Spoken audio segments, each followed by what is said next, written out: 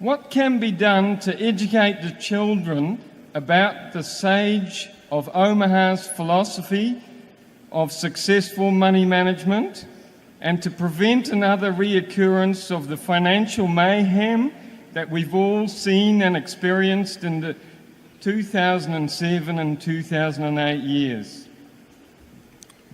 We will see financial mayhem, as you put it, from time to time. I hope we reduce it. I hope we reduce the magnitude, etc. But people do crazy things, and it's not a function of IQ, and sometimes it's not a function of education. In fact, I would argue that some of the problems, and not a small part of what's occurred in the last 30 years, has been because of what became the prevailing conventional wisdom in the leading business schools. So I'm not particularly positive about modifying the madness of mankind from time to time. The first part, though, however, is the kind of thing in our movie.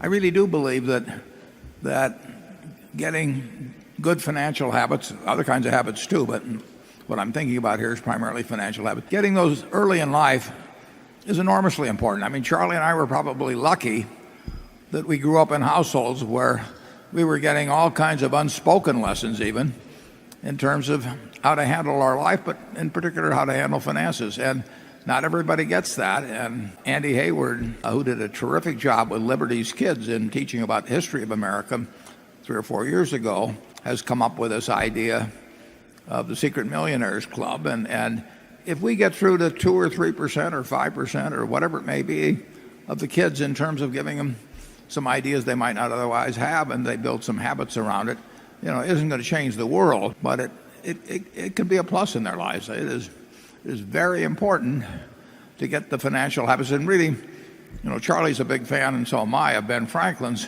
and he was teaching those habits a couple of hundred years ago. So we're just going to try and take Ben Franklin's ideas and make them entertaining for children's stories, in effect. And I think that's about what you should be doing. I think it's much more important to have good learning at the elementary level than, frankly, the habit in terms of advanced degrees and graduate schools. Charlie?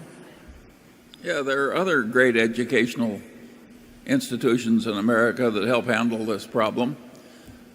One of the ones I admire most is McDonald's. I had fun once at a major university when I said I thought McDonald's succeeded better as an educator than the people in the university did. And what I meant was McDonald's hires a lot of people who are quite marginal at the very start of their working career, and they learn to show up on time for work and observe the discipline. A lot of them go on in employment to much higher jobs. And they've had an enormous constructive effect about educating into responsibility a lot of people who were threatened with not making it. So I think we all owe a lot to the employment culture of McDonald's, and it's not enough appreciated. I learned a lot from a paper manager at the Washington Times-Herald named John Daly. Yeah. And probably 13 years old or 14 years old, and I was lucky to run into him. Basically, my life would have been somewhat different if I didn't get those lessons from a guy that taught them to me in a very enjoyable manner. He wasn't preaching them to me. He just told me I'd do better if I did this and that, and it worked. So you're lucky if you got the parents to teach you that, but anything that brings it into a broader teaching environment, I'm for. And like I said, I really think Andy has got a terrific project in this, and we'll see how it goes.